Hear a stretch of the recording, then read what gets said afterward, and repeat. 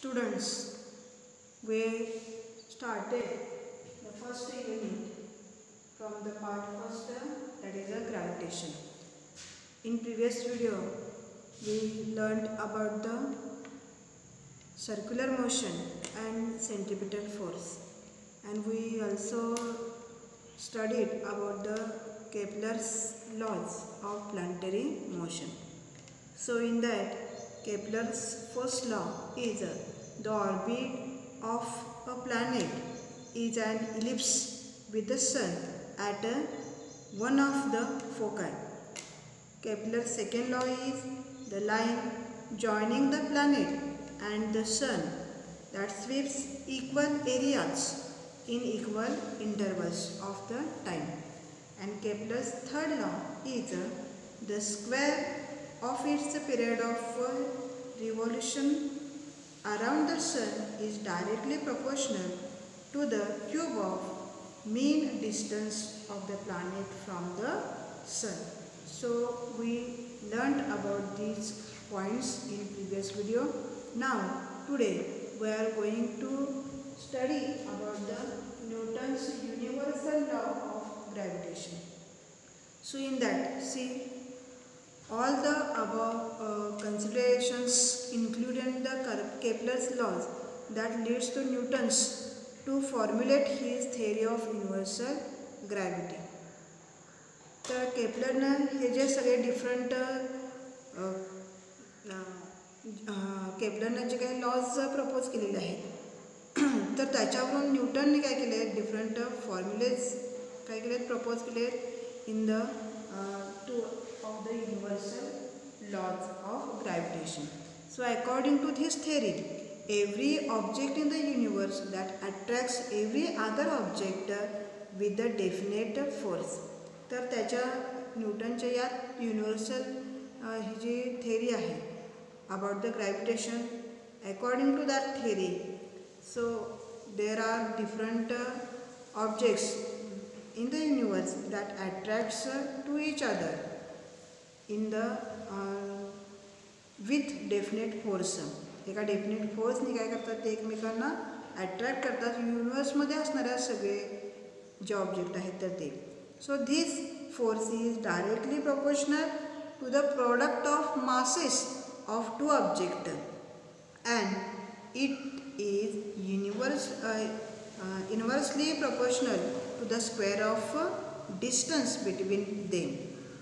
तर हा लॉ काय सांगतो बघा, हे आपण बघूयाच नंतर, की हा जो फोर्स आहे, force between two objects in the युनिवर्समध्ये असणारे ते दोन ऑब्जेक्ट आहेत त्यांच्यामध्ये असणारा जो फोर्स आहे तर तो फोर्स काय असतो, इट इज डायरेक्टली प्रोपोर्शनल. हा डायरेक्टली प्रोपोर्शनल असतो त्या दोन ऑब्जेक्टच्या मासेसच्या मल्टिप्लिकेशनशी, आणि हा इन्व्हर्सली प्रोपोर्शनल असतो तर त्यांच्या डिस्टन्स त्यांचं जे आहे the distance between them, square of the distance between them, त्याच्याशी तो काय असतो फोर्स हा इन्व्हर्सली प्रोपोर्शनल असतो. तर याच्याबद्दल आपण पाहूयात. तर before that and introduction to the सायंटिस्टबद्दल आपल्याला काय करायचे, थोडीफार इंट्रोडक्शन आपण त्याचं करून घ्यायचं आहे. Johannes Kepler, the lifespan is 1571 to 1630 and he was a German astronomer and mathematician. तर हा काय होता, जर्मन ॲस्ट्रॉनॉमर म्हणजे खगोलशास्त्रज्ञ आणि गणितज्ञ होता. He started working as a helper to the famous astronomer Tycho Brahe in Prague in 1600. तर तो ॲज अ हेल्पर म्हणून तो वर्क करत होता. After the sudden death of the Brahe in 1601 Kepler was appointed as a royal mathematician in his place. तर ब्राहीच्या अचानक मृत्यूनंतर या केपलरची रॉयल मॅथमॅटिशियन म्हणून काय झाली आहे, त्याची निवड झाली ब्राहीच्या जागी. Kepler used the observations of the planetary position made by Brahe to discover the laws of planetary motion. तर केपलरनं काय केले, डिफरंट ऑब्झर्वेशन जे आहेत तर त्याचा वापर केला आणि जे प्लॅनेटरी मोशन्स आहेत जे ब्राह्यनं काय केले होते, डिस्कवर केले होते about the laws of planetary motion of the प्लॅनेटचे जे काय मोशन आहेत तर त्याच्याविषयी ब्राह्यनं जे ऑब्झर्वेशन केलेले होते तर त्या ऑब्झर्वेशन्सचा या केपलरनं वापर केला. And he wrote the several books, आणि त्यानं काय केलेत, वेगवेगळ्या प्रकारची अनेक पुस्तकं लिहिली. His work was later used by Newton in prostituting his law of gravitation.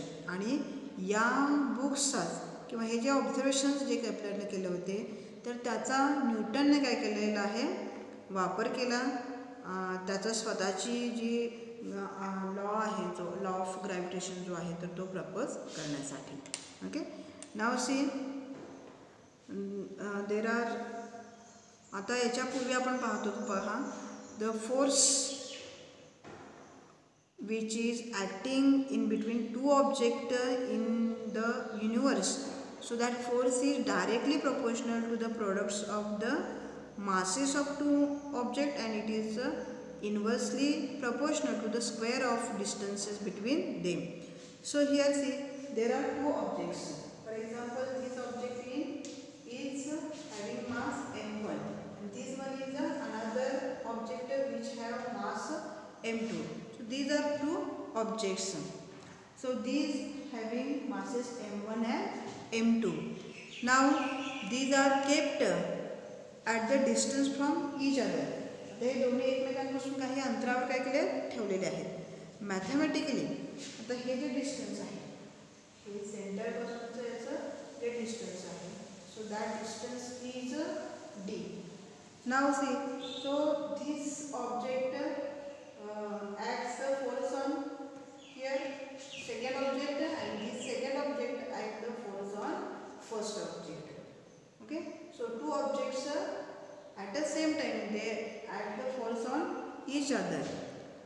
Now see, mathematically गणितीय दृष्ट्या आपण बघितलं तर gravitational force of the attraction between these two bodies can be written as a, आता याच्यामधला जो फोर्स आहे तर mathematically आपण ह्याला लिहू शकतो असं m1 m2 upon d square. तर हे आपण असं काय करू शकतो, याला लिहू शकतो.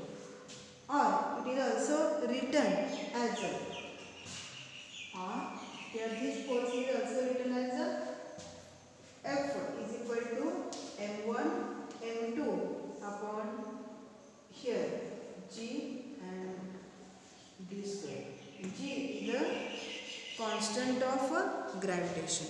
So G is the constant of proportionality and it is called as a universal gravitational constant. So this G is the constant of proportionality and it is called as a universal gravitational constant असे याला म्हटलं जातं. Now see here, the above law means that if the mass of one object is doubled. आता इथं याचा अर्थ काय होतो बघा, जेव्हा एका ऑब्जेक्टचं जे मास आहे तर ते डबल केलं तर the force between to object also doubles. त्याच्यामधला जो फोर्स आहे तर तो पण काय होणार आहे, डबल होणार आहे. कारण का, कारण याचे mass it is directly proportional to the product of the masses of two object. समजा याच्यामध्ये एका ऑब्जेक्टचं मास जे आहे तर ते डबल केलं तर फोर्स पण काय होणार आहे, डबल होणार आहे. Because force is directly proportional to the products of this two object. Also if the distance is doubled. आता समजा आपण काय केलं, याच्यामधलं जे डिस्टन्स आहे ते डबल केलं तर force is decreased by factor of 4. आता फोर्स काय होणार आहे, डिक्रीज होणार आहे. किती ना, 4 फॅक्टर्स, 4 टाइम काय होणार आहे, तो डिक्रीज होणार आहे. बिकॉज काय होणार आहे, हा फोर्स जो आहे that is inversely proportional to the square of the distance between these two object. दोन ऑब्जेक्ट म्हटलं डिस्टन्सचा स्क्वेअर शिवाय तो इनव्हर्सली प्रोपोर्शनल आहे. मग समजा जर काय झालं, डिस्टन्स इन्क्रीज केला तर फोर्स काय होणार आहे, 4 टाइम्सनी काय होणार आहे, तो कमी, 4 फॅक्टरनी याच्या पेक्षा काय होणार आहे, कमी होणार आहे, डिक्रीज होणार आहे. So if two bodies are spherical, समजा जर दोन्ही बॉडीज काय असतील, स्पेरिकल असतील, so the direction of the force is always अलाउड the joining to the centres of the two bodies. आणि हे जर समजा स्पेरिकल बॉडीज असतील तर तेव्हा त्यांचे जे फोर्सची डायरेक्शन जे आहे तर ती काय होणार आहे, त्यांच्या सेंटरला सेंटर्स पासून काय असणार आहे, हा फोर्स ॲक्ट असणार आहे. And the distance between the centre that is taken to be D. आणि याच्या सेंटरपासूनचे या दोन्ही जे बॉडीज आहेत त्यांच्या सेंटरपासूनचं काय असणार आहे, हे डिस्टन्स हे कन्सिडर केलं जाणार आहे. So in case when the bodies are not spherical, समजा जर या बॉडीज आहेत तर त्या स्पेरिकल नसतील, or it these are have irregular shape, समजा त्यांचा कसा शेप असेल, irregular, then the direction of the force along the line joining their centres of the mass and D is taken to the distance between two centres of the mass. आता त्यानंतर समजा जर त्या bodies काय असतील, spherical नसतील तरी पण त्यांचे जे सेंटर्स आहेत तर त्यांना जॉईन करणाऱ्या लाईनपासूनच काय असणार आहे, तो फोर्स ॲक्ट होणार आहे. आणि डिस्टन्स जे आहे तर त्यांच्या त्या मासच्या सेंटरपासूनचंच काय असणार आहे, डिस्टन्स जे आहे तर ते कन्सिडर केलं जाणार आहे. तर इथं आपल्याला हे काय मिळालेलं आहे, सेकंड इक्वेशन मिळालेलं आहे. तर केपलर्स लॉ जे आहेत तर ते बघत असताना आपण ते फर्स्ट इक्वेशन जे आहे तर ते आपल्याला मिळालं होतं. So T square upon R cube that equals to K, that is the constant K. तर हे first equation, this one is the second equation we have. So in this second equation it can be seen that the value of G, that is the gravitational force acting between two objects or that two unit masses that kept at the unit distance away from each other. तर इथं value of G is the gravitational force acting between two objects. इथं या इक्वेशनमध्ये G जो आहे, G, so that is the constant of proportionality, किंवा हा काय आहे, युनिव्हर्सल ग्रॅव्हिटेशनल काय आहे, हा कॉन्स्टंट आहे. तर इथं या इक्वेशनमध्ये G that is the gravitational force that acts between these two object, that these two unit masses which are kept at the distance, unit distance. हा जो जी आहे तर तो ॲक्च्युली काय आहे, ग्रॅव्हिटेशनल फोर्स आहे. कुठला ग्रॅव्हिटेशनल फोर्स, जो या दोन युनिट मास असणाऱ्या ऑब्जेक्टवर ॲक्ट होणारा, जे ऑब्जेक्ट काय आहेत युनिट डिस्टन्सवर एकमेकांपासून काय केले, ठेवलेले आहेत. सो दस इन SI युनिटमध्ये value of G that equals to the gravitational force between two masses of 1 kg kept at 1 metre apart. तर इथे काय होतं, SI युनिटमध्ये ही जी जी व्हॅल्यू आहे तर ती काय असणार आहे, that is equal to the gravitational force. ही जी व्हॅल्यू जी आहे तर ती काय आहे, कुणाशी इक्वल असणार आहे, ग्रॅव्हिटेशनल फोर्स. केवढ्या, the force between two masses of 1 kg. असे दोन मासेस जे 1 kgचे आहेत आणि which is kept at the distance of 1 metre to each other, एका मीटरने एकमेकांपासून लांब ठेवलेल्या दोन 1 kgच्या मासेस एवढं असणारं काय आहे तिथं डिस्टन्स, त्यांचं जी व्हॅल्यू असणार एवढी असणार आहे. Okay, so the centre of the mass of an object is point inside or outside the object at which the total mass of the object can be assumed to be concentrated. आता इथं बघा centre of the mass of the object, हा जो centre of the mass of the object आहे हा काय आहे, pointer. So that is inside or outside the object, हा त्या ऑब्जेक्टच्या आतमध्ये किंवा काय आहे, बाहेर आहे. At which the total mass of the object can be assumed to be concentrated. त्याचा सेंटर कुठं का पकडला जातो, या कुठल्याही मासचा, तर हा एक काय असेल, याच्या आतमध्ये असेल किंवा या मासच्या बाहेर असेल.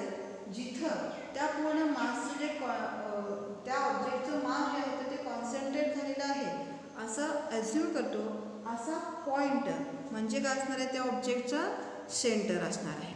So the centre of mass of the spherical objects having uniform density at it's a gravitational centre. Centre of the mass of the spherical object. आता समजा जर ऑब्जेक्ट कसं असेल, स्पेरिकल असेल, तर त्याचं जे सेंटर आहे that having uniform density at its geometrical centre. तर समजा जर तो जो ऑब्जेक्ट आहे तर तो स्पेरिकल असेल, तर तेव्हा मात्र त्याची जी डेन्सिटी आहे ॲक्च्युली, तर ती पूर्ण सगळीकडे काय असते, युनिव्हर्सल असते त्याच्या जिओमेट्रिकल सेंटरपासून. Okay. So the centre of mass of any object having uniform density is its centroid. तर कुठल्याही एखादा जो जेव्हा काय असते स्पेरिकल मास असेल, स्पेरिकल ऑब्जेक्ट असेल एखादा, तर त्याचा जो सेंटर ऑफ मास आहे एक कोणत्याही ऑब्जेक्टचा ज्यांच्यामध्ये युनिफॉर्म डेन्सिटी आहे, तर तिची काय असते, सेंट्रॉइड असते. Okay. So why did Newton assume inverse square dependence on the distance in his law of gravitation. सो इथं त्यानं काय केलं, हे काय कन्सिडर केलेलं आहे, हा जो फोर्स आहे तर तो काय आहे, inversely proportional to the square of the distance between two masses. तर याने युनिव्हर्स प्रपोर्शनल का मांडलेलं आहे डिस्टन्सच्या. So he was help by the Kepler's third law in this. त्याच्या हे जे ॲक्च्युली त्याने इक्वेशन जे तयार केलेलं आहे, तर तेव्हा त्यांना जे आपण केपलरचा जो थर्ड लॉ बघितला, मी मगाशी सांगितल्याप्रमाणे आपण काय केलं इथं, तो थर्ड लॉ आपण पाहिलेला आहे. ज्याच्यामध्ये काय बघितलं सांगा आपण, की टी स्क्वेअर कोणतं होतं का ते equation, T square upon R cube is equal to K M K is the constant. हे जे केपलरचा काय आहे, थर्ड लॉ आहे. तर तिथं काय केलं आहे, या लॉचं त्यानं काय केली आहे, इथं याच्यावरून त्यानं हे दाखवलेलं आहे, शोन केलेलं आहे. त्यावेळेस इथं युनिफॉर्म सर्क्युलर मोशन किंवा magnitude of the centripetal force जे आहे, तर ते कसं काढलं जातं हे आपण बघूयात. युनिफॉर्म सर्क्युलर मोशन याच्यानंतर बघूया आपण.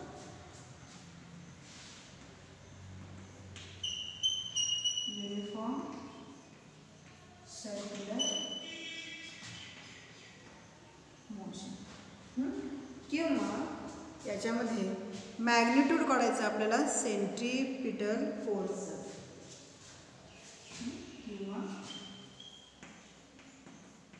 Magnitude of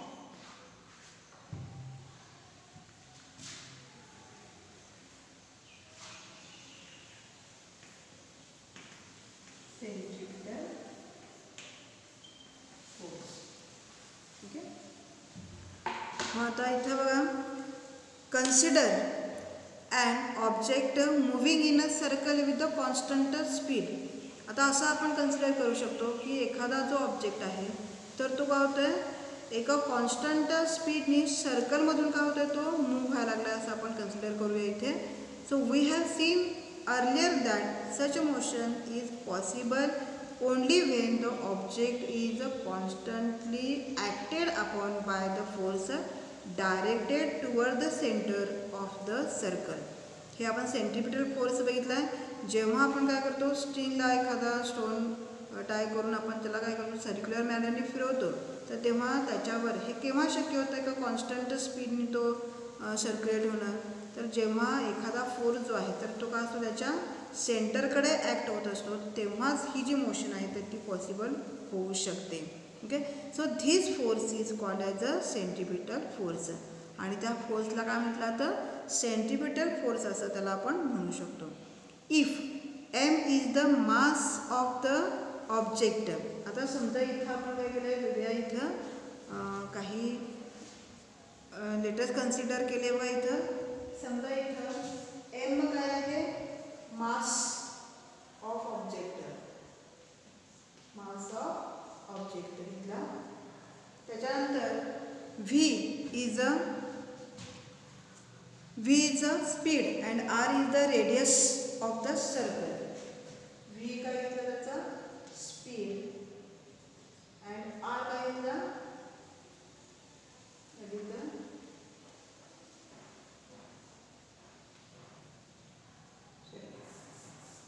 R is the radius of a circle.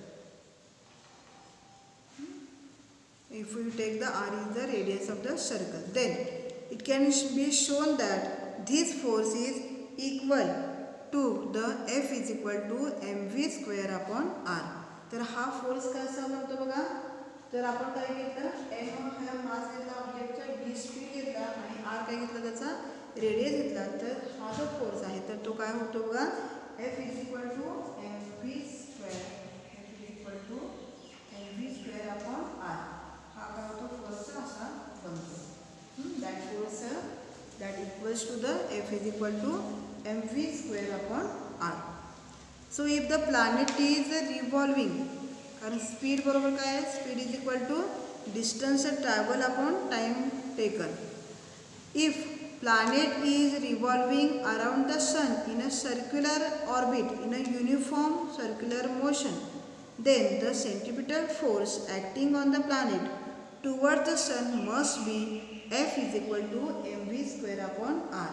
समजा जर हे असं आपण कन्सिडर केलं, फॉर एक्झाम्पल एखादा planet which is revolving around the sun in a circular orbit and in a uniform circular motion, then the centripetal force acting on the planet towards the sun, तर त्या प्लॅनेटवर काय होतो centripetal force act होतो आणि तो कुठे असतो that is towards the sun.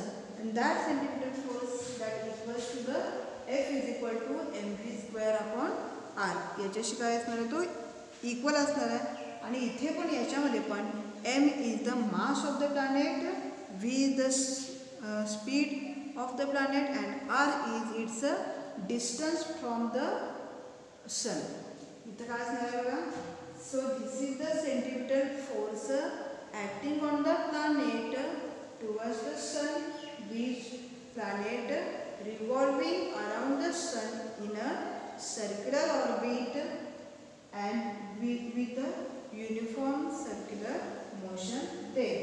This one is the centripetal force. Here m is the mass of the planet, v is the speed of that planet and r is the distance of the planet from the sun.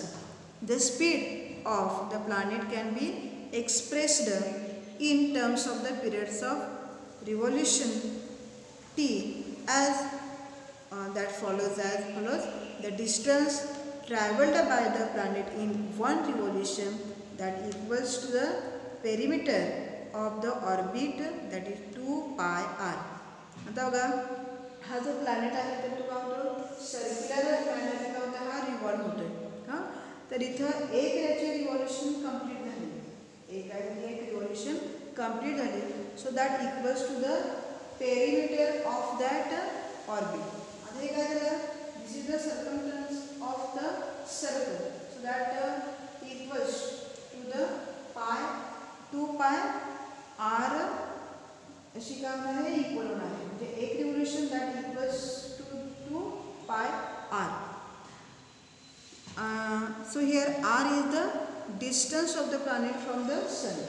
आता हे r म्हणजेच काय आहे तर या प्लॅनेटचं सन पासूनचं काय आहे distance that equals to r. Here that time taken is equal to period of revolution that t.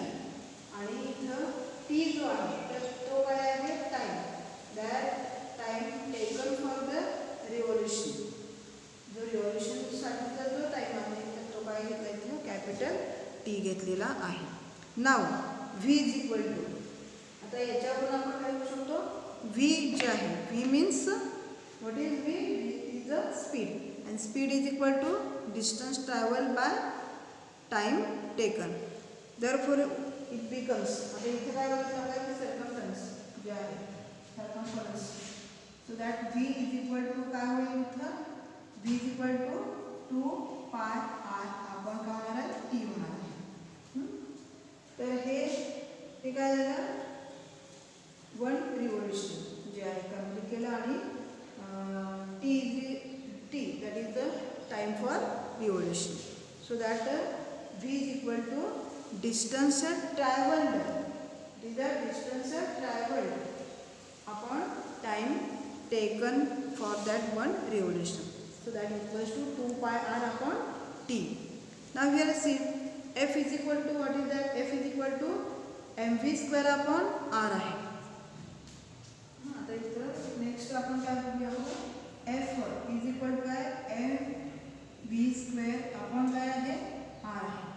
So v square जे आहे तर ही v स्क्वेअरची व्हॅल्यू आपण काय करूया याच्यामध्ये आपण समजा जर घातली v स्क्वेअर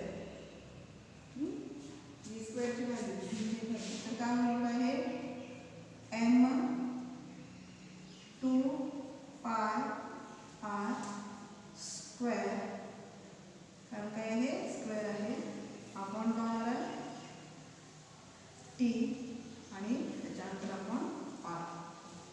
ओके आता इथं स्क्वेअर आपण घेतला इज इक्वल टू तर m होणार आहे इंटू 4 इथं स्क्वेअर पाय स्क्वेअर इंटू काय होणार आहे r into r square upon T आणि अपॉन याला काय आहे r. सो r गेले समजा इथं तर हे की काय होतील बघा m so that is the 4m pi square r आपण होणार आहे टी. सो इथं काय होणार आहे आपल्याला हे इक्वेशन मिळेल. आता इथे बघा हे मध्ये आपल्याला काय मिळालं इथं सॉरी या सगळ्याचाच काय इथं स्क्वेअर आहे. सो इथं टी स्क्वेअर पण येणार इथं टी स्क्वेअर तर इथं आपल्याला काय मिळालं इथं हे इक्वेशन मिळालेलं आहे.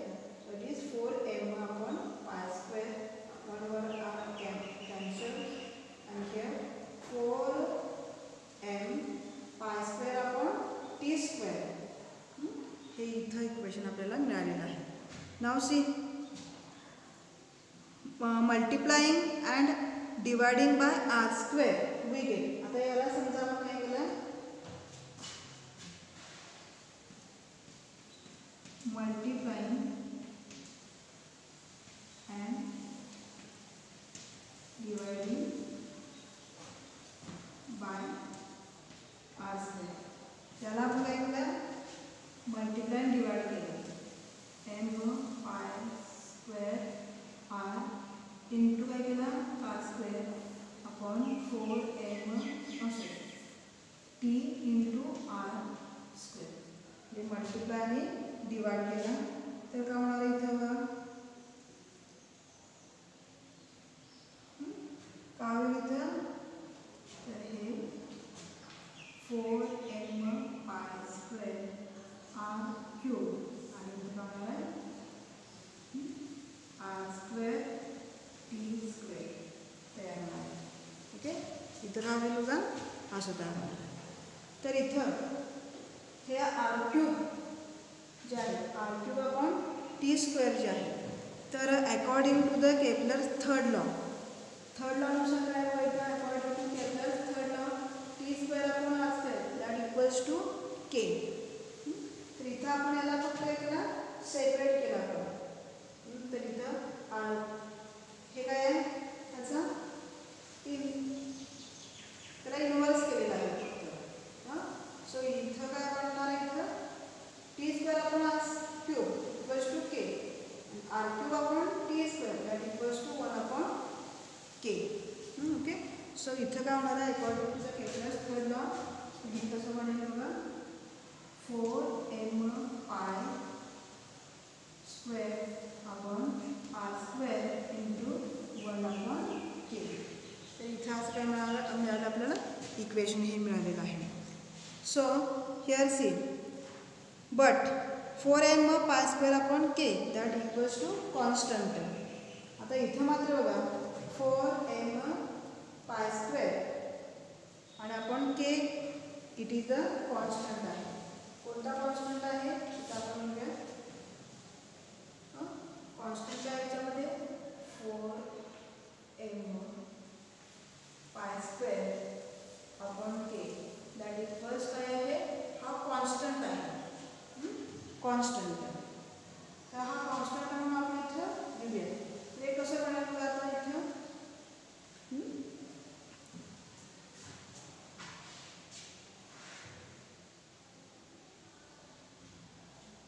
that equals to 1 upon r square आणि कोणा इथं कॉन्स्टंट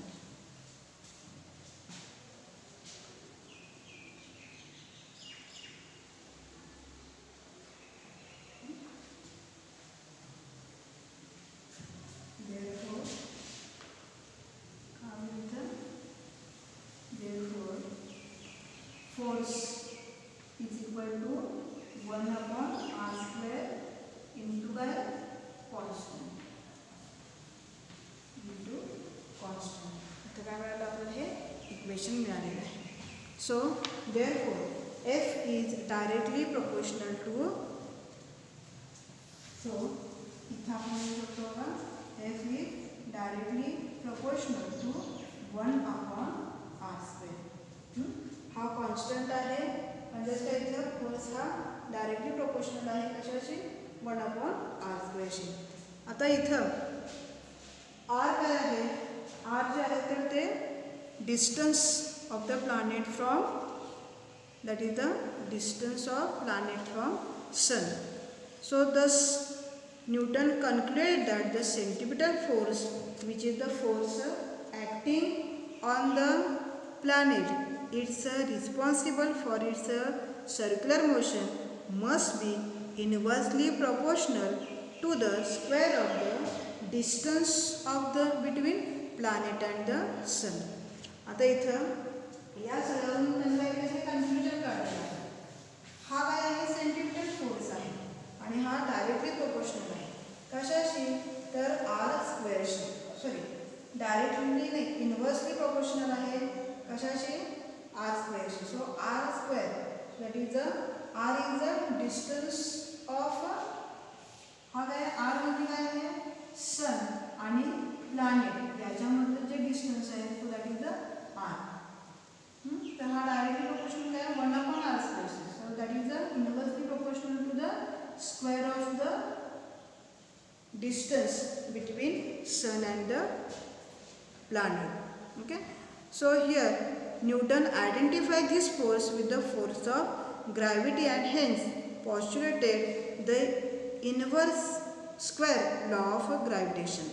आता इथं काय केलं याच्यावरून त्यांना काय केलं लॉ ऑफ ग्रॅव्हिटी जी आहे फोर्स ऑफ ग्रॅव्हिटी तर ही त्यांना आयडेंटिफाय केली आणि त्याच्यावरून त्यांना काय केलं postulate केलेला आहे inverse square law of gravitation the gravitational force is much weaker than other forces in the nature but it control the universe and decided it's future आता इथं ग्रॅव्हिटेशनल फोर्स जो आहे तर तो काय असतो अदर फोर्सेसपेक्षा वीक आहे नेचरमध्ये पण तो काय करतो कंट्रोल करतो युनिवर्सला इन्व्हर्सवरच काय करतो तो कंट्रोल करतो आणि युनिव्हर्सचं जे फ्युचर आहे तर ते पण काय करतो तो डिसाईड करतो and this is possible because of the huge masses of the planet stars and other constituents of the universe आणि हे कशामुळं पॉसिबल होतं तर कशामुळे पॉसिबल होतं तर हे जे मासेस आहेत प्लॅनेटचे ते that masses are huge one हे खूप काय आहेत मोठे मोठे खूप जास्त मास असणारे काय हे सगळे planets and stars different stars and other constituents जे कंपोनंट्स आहेत अदर कंपोनंट युनिवर्सचे तर त्याच्यामुळं काय होतं हे शक्य होतं so this is about the magnitude of the centripetal force and centripetal force जो आहे तो ॲक्च्युली काय आहे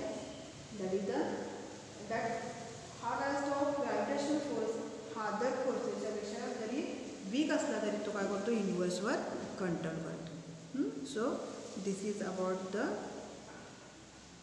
uniform circular motion of the magnitude of the centimetre force. सो एक्सरसाइजमध्ये काय करायचं बघा, SI युनिट जे आहे तर ग्रॅव्हिटेशनल फोर्सचा, त्याच्यानंतर पूर्ण जे फॉर्म्युला आहे तर तो काय करायचा तुम्ही वहीमध्ये लिहायचा आहे. आणि त्या डेफिनेशन ज्या आलेल्या असतील तर त्या आपण काय करायच्या आहेत ॲज अ नोट्स म्हणून लिहायच्या आहेत. So this is the exercise.